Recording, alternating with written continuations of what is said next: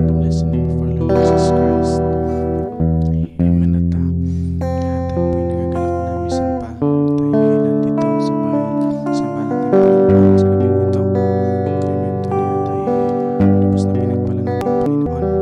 Dahil tayo kanyang iningatan sa buong nagdaang mga araw. Amen. At salamat sa kanyang biyaya na tayo nakapagpatuloy. Amen. Tayo po'y umawit ng isang awitin bago po tayo magsimula sa ating gawain sa gabing ito. Amen. Let's sing the song, The Old Rugged Cross.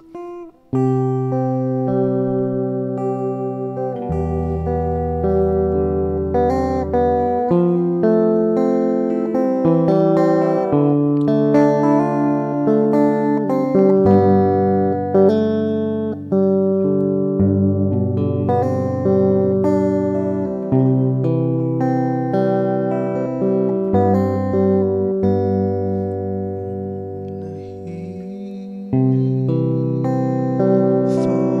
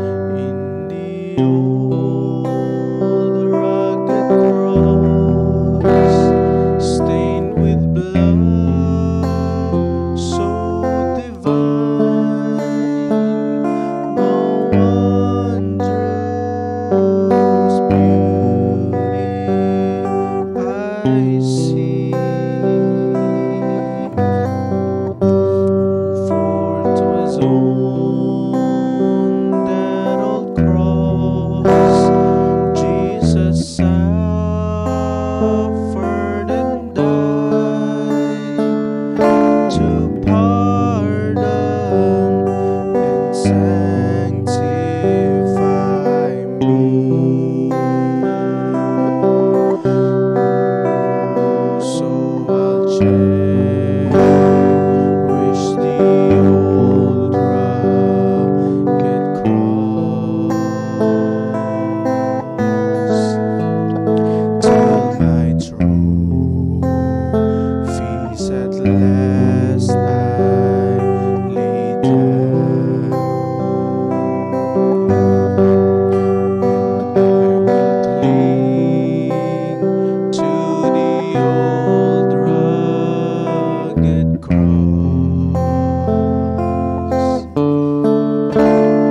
and exchange it someday for a crown. To the old rug I will ever be true. Its shame reproach gladly bear. Then he'll call me someday to my home far away, where his glory forever I'll share. So I'll cherish the old rugged cross till my trophies at last I lay down, and I will cling to the old rugged cross and exchange it someday for a crown.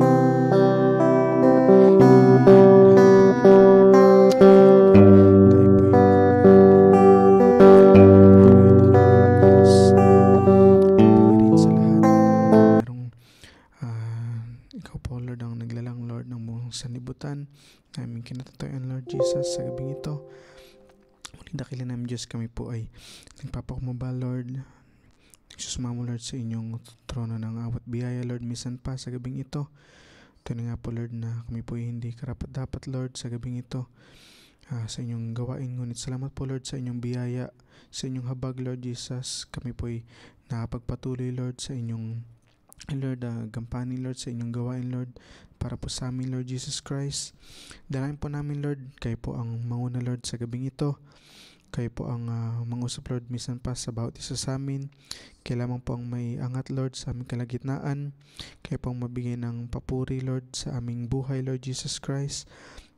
Dalangin po namin, Lord, ang gawin ito, Lord. Kayo po ang manguna, Lord. Pangunahan niyo po kami hanggang sa matapos po ito.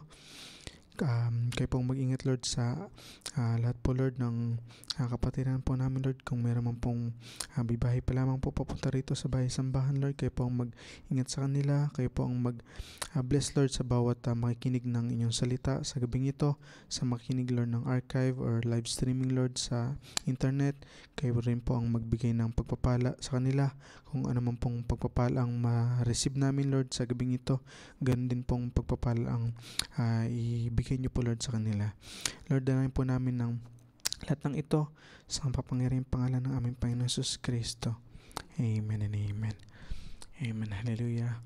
At binabati ko po minsan pa ang bawat isa sa mapagpalang pangalan nating Panginoong Jesus Kristo. Amen. Tayo po hindi na magpapakatagal. Tayo po idadako na sa salita ng ating Panginoon sa gabing ito. Tayo po bumasa ng kanyang salita. Amen. Sa 1 Corinthians chapter 1 verse 3. Amen.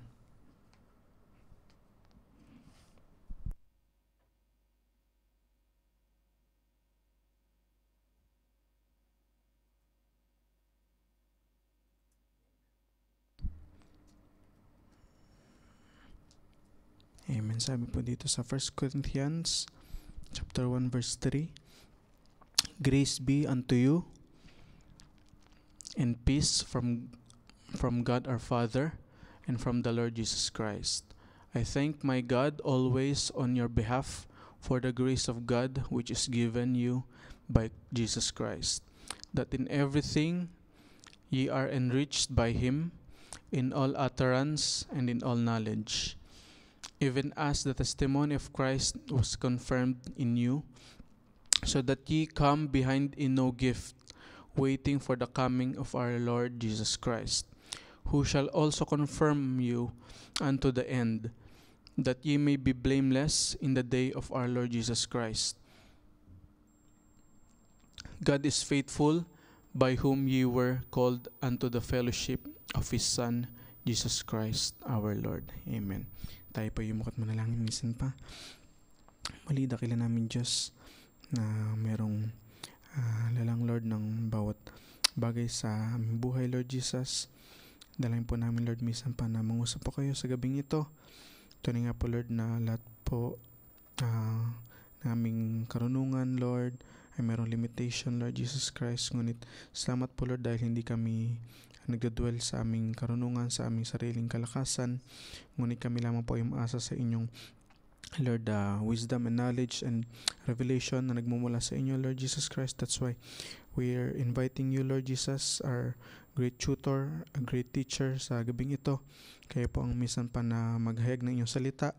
Wala pong kung sino man tao, Lord, ang makapag bukas ng inyong salita, kundi kayo lamang po, Lord Jesus Christ. That's why I pray, Lord, sa gabing ito na minsan pa maghayag kayo, Lord, sa bawat inyong mga anak na nandito, Lord, hanggang sa mga dako ng mundo, Lord Jesus Christ, na makikinig ng inyong salita. Kayo po ang mangusap sa kanila, mag-reveal ng Lord ng ano man pong blessing, Lord, na salita nyo na aming kakailanganin, Lord, para po sa bawat aming buhay, Lord Jesus Christ. At yun lang po ang aming samudalangin, Lord Jesus. Ito pong samudalangin namin. In Jesus Christ's name we pray. Amen. Amen. At maaari pong mga pang bawat isa. Amen. At sa gabi pong ito, amen, ay atin pong tatalakayin ang nagkakaroon ng title na Perfect Fellowship. Amen. Alam po natin na ilang beses, amen, binanggit ng ating propeta na si Brother Branham na nung sa Garden of Eden ay merong perfect fellowship. Amen. Si Adam at ang ating Panginoon. Amen. At ang isang ibig sabihin po ng salitang perfect fellowship ay to commune. Amen. At ito po ay same word na ginamit sa aklat ng New Testament. Amen. Fellowship and commune ay isa lamang po yung ibig sabihin nito. Amen. At bilang tao, amen, tayo po ay pwede makipag-fellowship, amen, sa kapwa natin na tao. Amen. Kadalasan na ating nakaka-fellowship, amen, ay yung mga tao na mayroong common ground sa atin o kapares natin yung interest nila, yung hilig sa buhay o kaugali natin. Amen. Maraming bagay na pinagsasang-ayunan. Amen. Kapares natin yung mga hilig o hobbies. Amen. Ang mga tao na madalas natin nakaka-fellowship. Amen. Doon natin masasabi na nakaka-fellowship natin. Amen. Yung isang tao. Amen. Kaya po tayong mga tao, amen, pwede nating masabi na nakaka-fellowship. Hindi po natin pwede masabi na ang tanging makaka-fellowship lamang natin ay yung mga hayop o anumang alagang hayop natin. Amen. Dahil alam natin na kailanman hindi tayo magkakaroon ng common ground.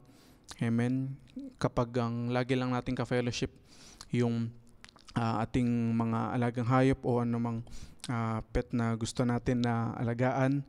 Amen. Kahit anumang galing natin magturo o turuan sila, ay hindi kailanman tayo magkakaroon ng common ground sa kanila. Hindi natin sila makakausap o maiintindihan. At ganoon din sila sa atin. Amen. Hindi maintindihan ng, for example, hindi maintindihan ng alaga nating aso yung mga pinagdadaanan natin dahil iba yung pinagdadaanan natin sa kanila. At iba rin yung level ng ating kaisipan sa kanila. Amen. Higit na mataas yung ipinagkaloob na kaisipan ng ating Panginoon sa atin kumpara sa lahat ng the rest ng creation ng ating Panginoon. Amen. Kaya yung ating Panginoon, para magkaroon ng perfect fellowship, amen, kay Adam nung nasa Garden of Eden siya, kailangan din pong maging katulad ng Diyos si Adam, no? Para upang magkaroon sila ng fellowship. Amen. Para magkaroon sila ng common ground. Amen. At kailangan magkaroon sila ng common ground, kundi hindi natin matatawag yun na fellowship o hindi sila magkakaroon ng fellowship. Amen.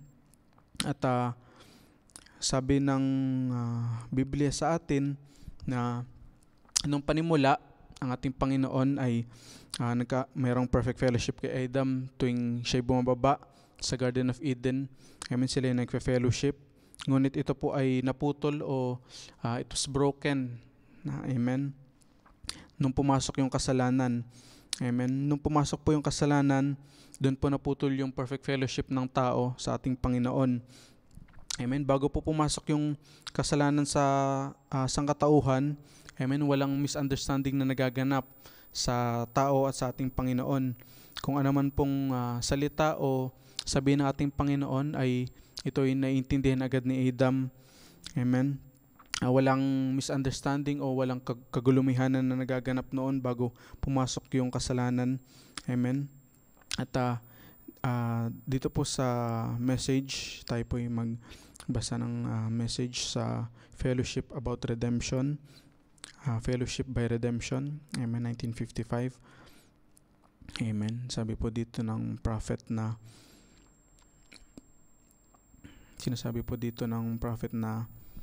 you don't see the animal embettering himself.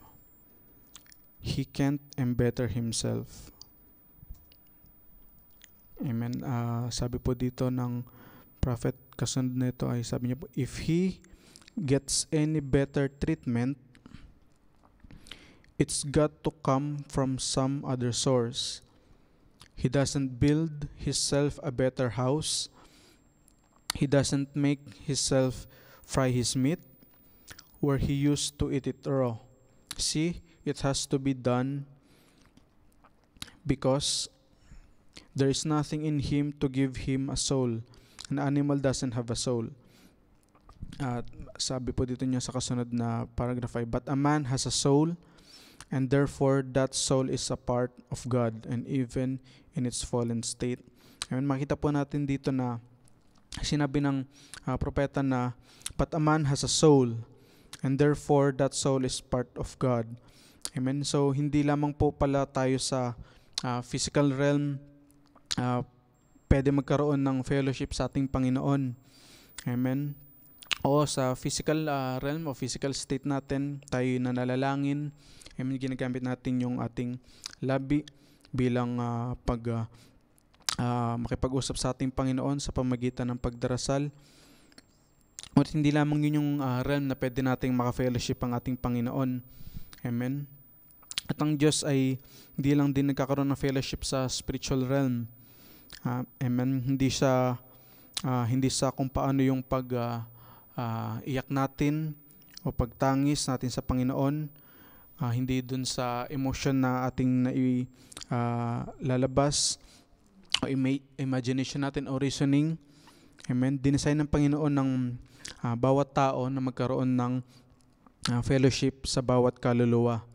Amen. Hindi nilalang ng Diyos yung tao na kaya nilalang ng Diyos ang tao na mayroong kaluluwa dahil doon nais ng Diyos na manahan sa bawat isa sa atin. Amen. Bagamat may expression sa bawat salita natin, sa bawat ating kaisipan, sa bawat pagtangis natin o pag-iyak natin sa Panginoon, ngunit para magkaroon ang Diyos ng perfect fellowship sa atin, sa kanyang mga anak, kailangan ito magmula sa ating kaluluwa. Amen. Dahil yung lahat ng expression mula sa physical natin, sa lahat ng senses natin, sa spiritual na expression natin, sa pagtangis sa Kanya, lahat yun ay nanggagaling sa ating kalooban. Amen. Lahat ng yun ay nanggagaling sa kaibuturan ng ating pagkatao at yun yung kaluluwa natin. Amen. Hallelujah. At ituloy po natin yung pagbasa sa Fellowship by Redemption. Amen. Sabi po dito ng prophet, sa binasa natin, tuloy lang po natin yung kanina. But a man has a soul, and therefore that soul is a part of God. And even in its fallen state, yet it's the most greatest species of all species of the earth is the man. And then get him in connection with his maker, he becomes a superman almost. Amen. Sabi po dito ng prophet na, and even in its fallen state, yet it's the most greatest species of all species of the earth is the man. Amen. So, kahit nasa fallen state pala tayo, tayo pa rin yung pinaka mahalaga o dakilang nilikha ng ating Panginoon sa lahat ng kanyang mga nilikha sa ibabaw ng lupa. At sabi pa dito ng ating prophet na, and then get him in connection, no? So, sinabi dito ng prophet na lalo na kung tayo ay magkakaroon ng fellowship o ang ating Panginoon ay maninirahan sa atin.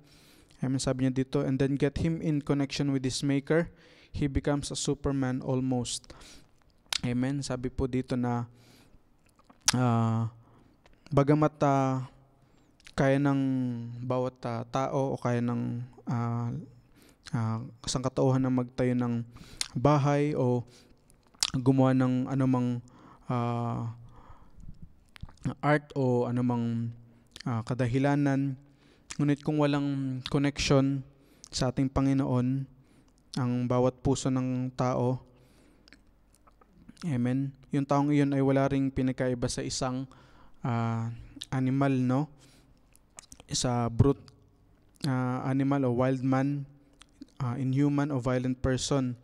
Dahil alam natin na yung sinasabi dito ng prophet na kailangan natin magkaroon ng connection sa ating maker, ang ating Panginoong Hesus Kristo. Doon lamang natin matatagpuan yung yung tunay na kapayapaan sa ating buhay. Amen. Doon lamang natin matatagpuan yung tunay na halagaan, ng buhay natin sa ibabaw ng mundong ito.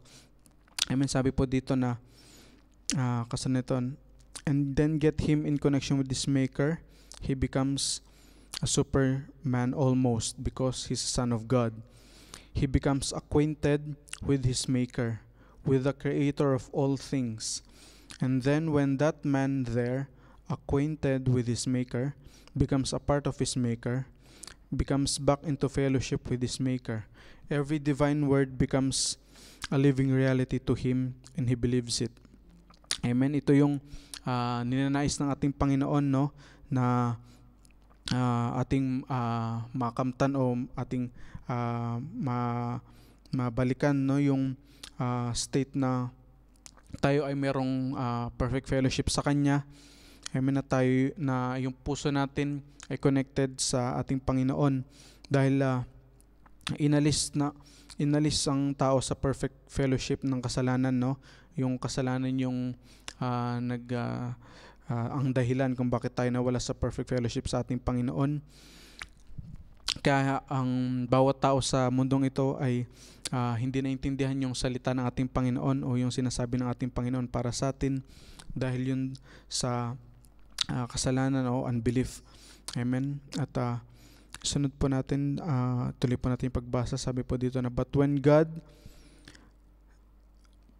ever takes His position in the human heart, all the reasonings fade away. God becomes first. Amen. Sinabi po dito ng prophet na, but when God ever takes His position in the human heart, all the reasonings fade away. God becomes first. Amen. Sinabi niya dito na God becomes first, no? Nagiging preeminent sa buhay natin ang ating Panginoon. Inuuna natin lagi na maka-fellowship o makausap ang ating Panginoon, no? Ganun yung nangyari kapag yung puso ng nobya ng ating Panginoon ay kanya ng pinaghaharian. Amen, hallelujah. Hindi ito natin na pinipilit o pinupuwersa sa ating sarili, no? Pero kung totoong hayag na sa atin ng ating Panginoon, yung pag-ibig niya ay hayag na sa ating puso. Amen. At idinededicate natin o inaalay natin yung ating buhay sa Kanya. Amen. Ay magiging natural na lang sa atin ito, no? Na magiging natural na lang na ating unahin lagi ang ating Panginoon. Yung mga bagay na patungkol sa Kanya ay ating uunahin. Amen. Ganun yung relationship na gustong nais na maganap sa atin ng ating Panginoon, na lagi nating unahin yung unahin natin lagi sa ating buhay. Amen, yung mga bagay na patungkol sa Kanya. Amen, na naisin natin na lalong maging totoo pa sa atin, sa ating buhay yung ating Panginoon. Amen, hallelujah. Madalas nagiging normal na lang sa atin na na madinig na totoong may Diyos. Ngunit dapat nating mas naisin pa, no, na maging totoo yung Diyos sa buhay natin sa tuwina. Amen, na habang nagbabasa o nakikinig tayo ng mensahe o ng preaching ay mas naisin natin, mas gustuhin natin na maging totoo yung buhay na Diyos sa ating buhay. Amen. Tayo po ay magbasa pa ng isa pang quotation ng prophet sa God's power to transform. Amen. Sabi niya po dito sa quotation niya na, sons and daughters was in God at the beginning.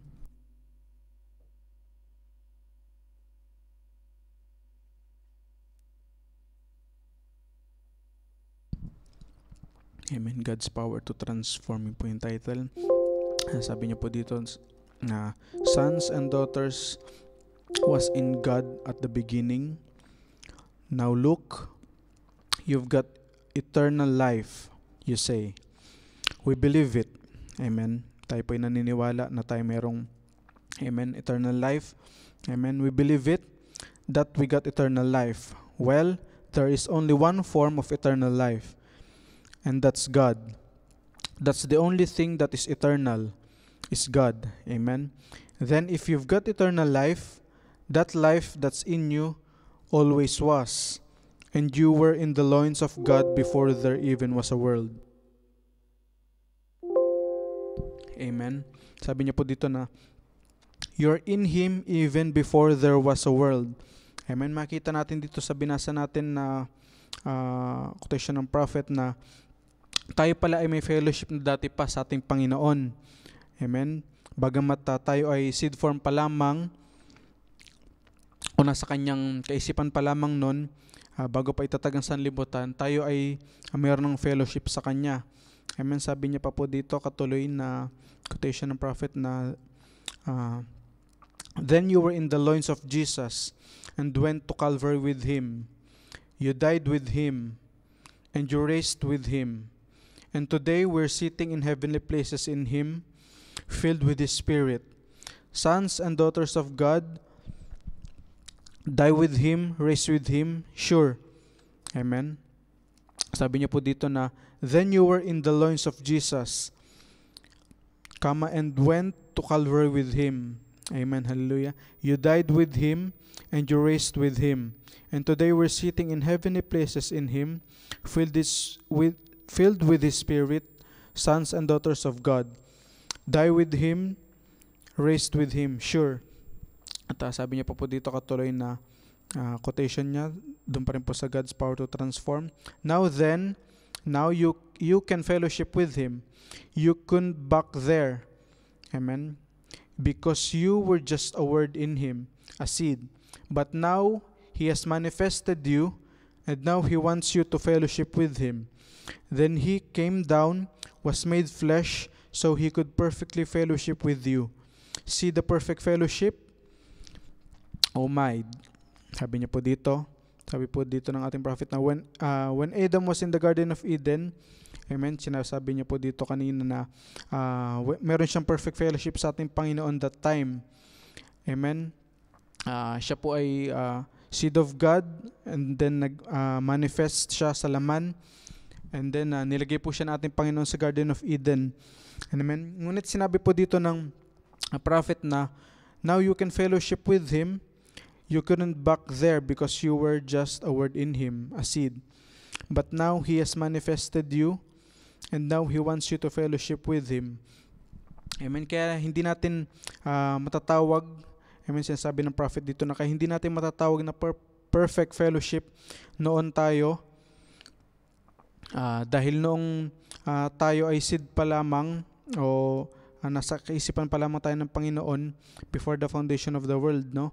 Sinabi sa Bible na sa book of Job na ang mga anak ng Panginoon ay nagpupuri nung inilalatag pa lamang ng ating Panginoon yung pundasyon ng sanlibutan. Amen. At tayo ay seed form pa lamang nun. Amen.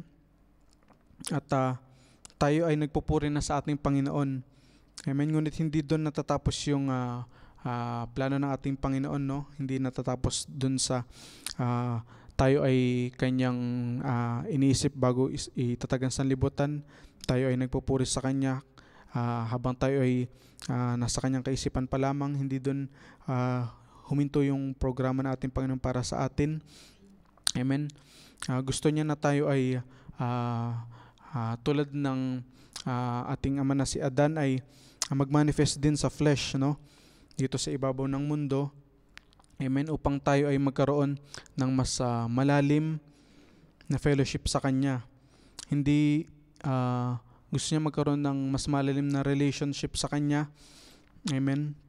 Na bagamat tayo ay nahulog sa kasalanan, ay tayo ay Kanyang tinubos sa pamagitan ng Kanyang dugo. Amen. Tayo ay hindi niya nilikha bilang mga anghel upang magpuri lamang sa Kanya sa pamagitan ng pag-awit. Amen. Tayo ay nilikha niya upang mapunta sa perfect condition kung saan tayo ay mayroong perfect fellowship sa Kanya. Amen. Sa ating Panginoong Hesus Kristo. Amen. At ang ating Panginoon ay napakabuti dahil hindi niya tinignan, no, yung mga ating pagkukulang o mga kasalanan, bagamat tayo ay Kanyang tinawag na sa Kanyang salita. Alam natin na tayo marami pa ring pagkukulang at kahinaan, ngunit salamat sa Panginoon dahil napakayaman ng Kanyang biyaya at napakayaman ng Kanyang habag para sa atin. Kaya tayo Kanyang patuloy na pinapaalalahanan, no, na siya ay nandyan lamang palagi para sa atin upang tayo gabayan sa ating mga lakbayin sa buhay. Amen. At alam niya, no, na yung mga pangangailangan natin, lahat ng ating mga kahinaan, alam niya lahat yon. Kaya siya ay nagkatawang tao din, no? Siya ay nagmanifest din sa flesh upang yun po ay Kanyang maranasan din at maintindihan.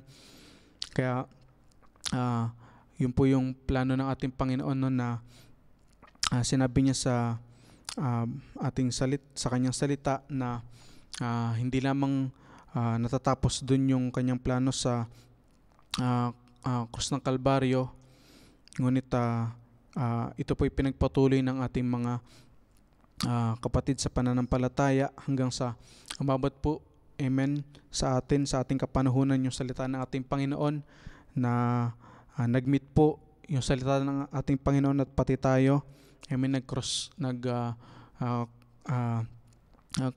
po ng landas, no, yung salita ng Panginoon na nag-travel way back 2,000 years.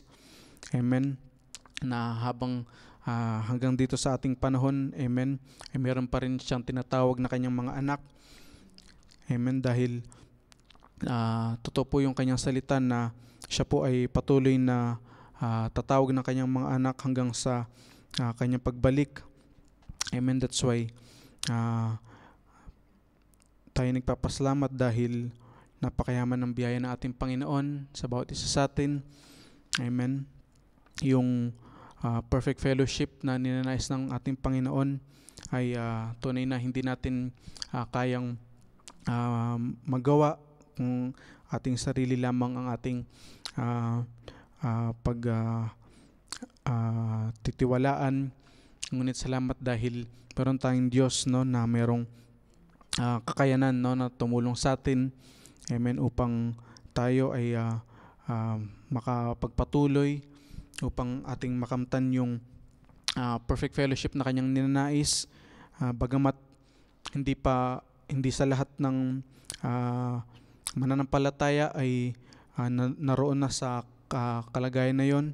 Ngunit alam po natin na bago dumating ating Panginoon, no, sabay-sabay ang kanyang mga anak na, amen, makakamtan, amen, yung state na kanyang ninanais na nasa perfect fellowship sa ating Panginoon, no, na yung puso at ang buhay natin ay nakadedicate sa ating Panginoon, na walang anumang bagay na tayong inuuna bukod sa Kanya, no. Yun yung pinakamahalagang bagay sa atin, no, na may surrender natin lahat ng ating bagay sa ating buhay sa ating Panginoon, no, mula sa sarili natin ay alam po natin na napakahirap po na isuko ang ating kaisipan, ating mga desisyon sa buhay.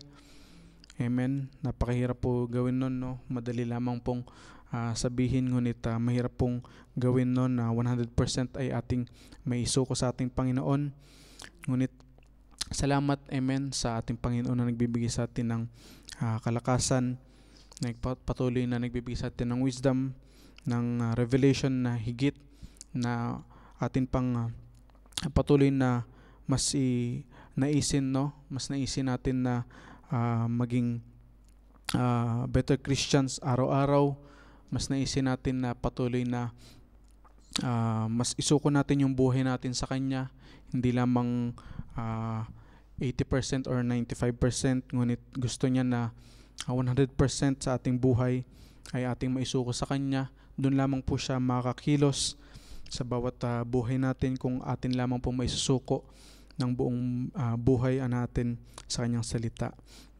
Amen, hallelujah. At yun lamang po ang aking may babahagi sa gabing ito. Amen. At nawa po ay, amen, na pagpalang bawat isa sa ating mensahe sa gabing ito. Amen. At tayo po'y umawit ng isa pang awitin bago po tayo dumako sa ating panalangin. Amen. Let's sing the song, Katapatan Mo, O Diyos, Tunay at Dakila. Amen. Tunay na ang ating Panginoon Diyos na pinaglilingkuran ay tapat sa bawat buhay natin. Tunay at dakila siya. Amen. Hallelujah.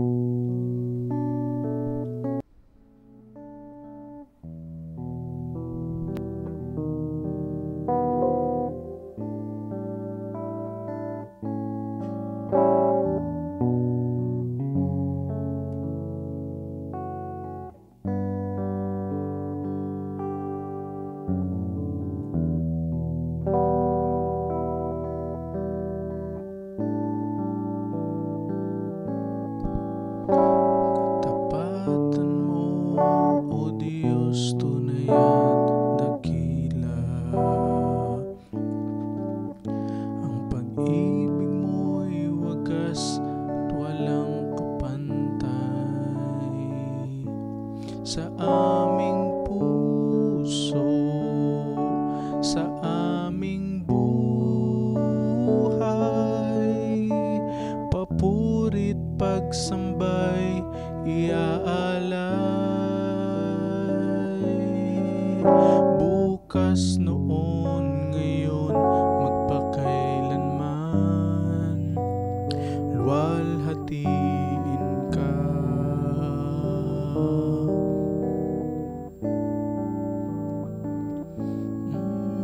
Panginoon, kay buti mo sa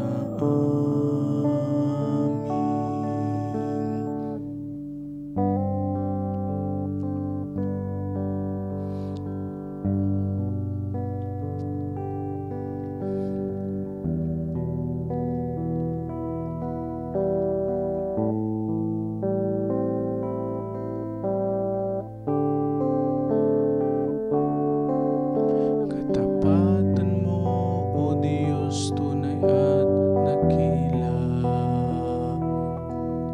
Ang pag-ibig mo'y wagas at walang kapantay sa aming puso, sa aming buhay. Papurit pagsambay iaalay, bukas, noon, ngayon, magpakailanman, luwalhatiin ka.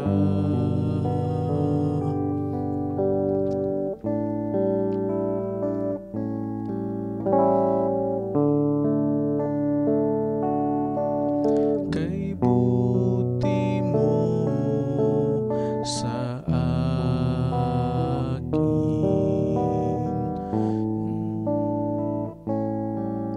ikaw lamang ang tangi kong sasambahin.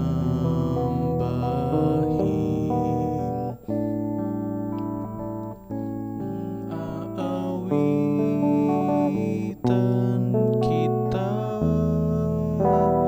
at pupurihin,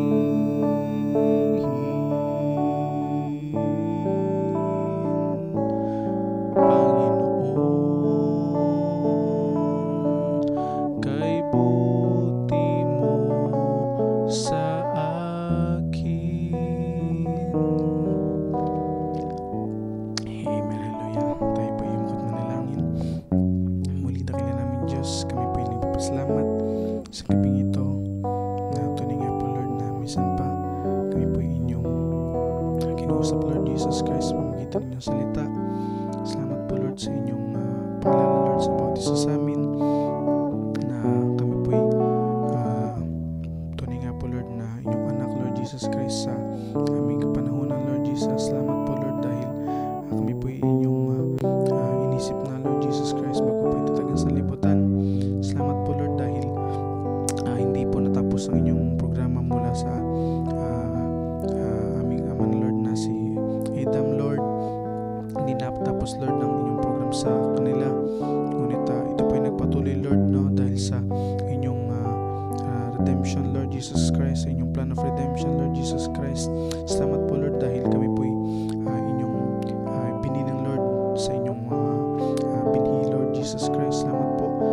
Tunay nga po, Lord, na bagamat kami po maraming kahinaan, Lord, maraming pagkukulang, ngunit salamat po, Lord, dahil mas dakilang inyong biyaya, mas dakilang inyong pag-ibig, Lord, sa lahat ng aming mga pagkukulang, Lord Jesus Christ. That's why you deserve all the glory, Lord Jesus Christ. You deserve all the praises, Lord, sa amin. Tunay nga po, Lord, na napakadakila niyo po, Lord, sa aming buhay. Wala pong iba pang mas mahalaga, Lord, sa amin, mas dakila sa aming buhay, kundi kayo lamang po, Lord Jesus Christ. Salamat po, Lord, sa gabi ito na may po inyong sinamahan, Lord Jesus. Aming pong dalangin, Lord, na lahat po ng aming mga kapatid, Lord, na hindi nakadalo, o mga kapatid, Lord, na anumang kadahilanan ay kayo pong mag-bless sa kanila, Lord Jesus Christ. Alam niyo po ang kanilang pangailangan, Lord. Kayo po ang patuloy, Lord, na magbigay ng kalakasan sa kanila. Ganyan din po ang lahat ng aming mga kapatid, Lord, na makikinig, Lord, ng archive o nakinig sa live stream. Kayo po ang patuloy, Lord, na magbigay ng kagalakan sa kanila. Patuloy, Lord, na magbigay ng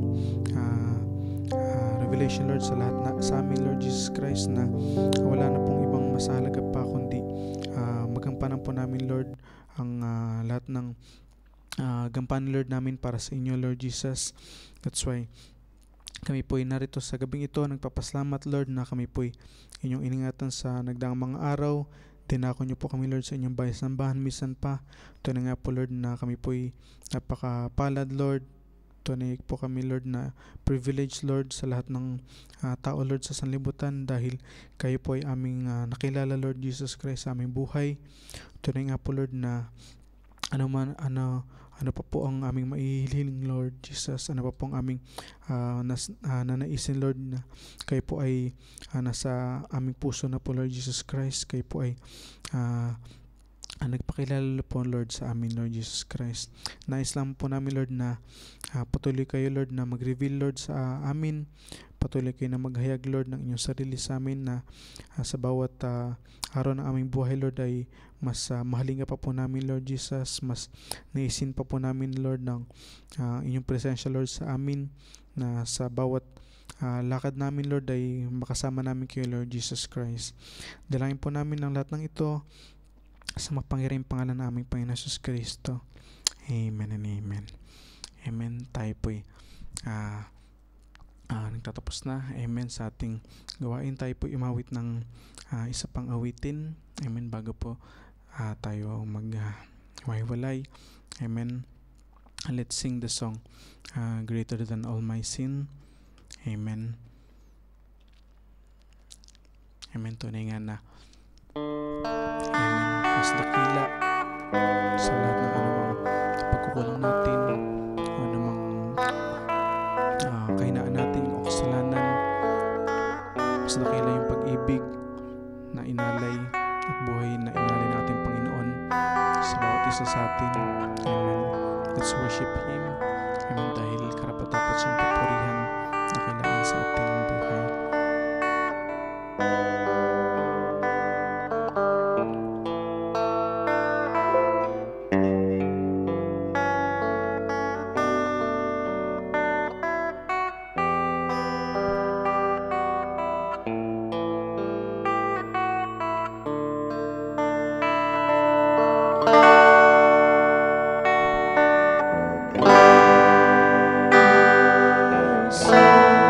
Is the blood that still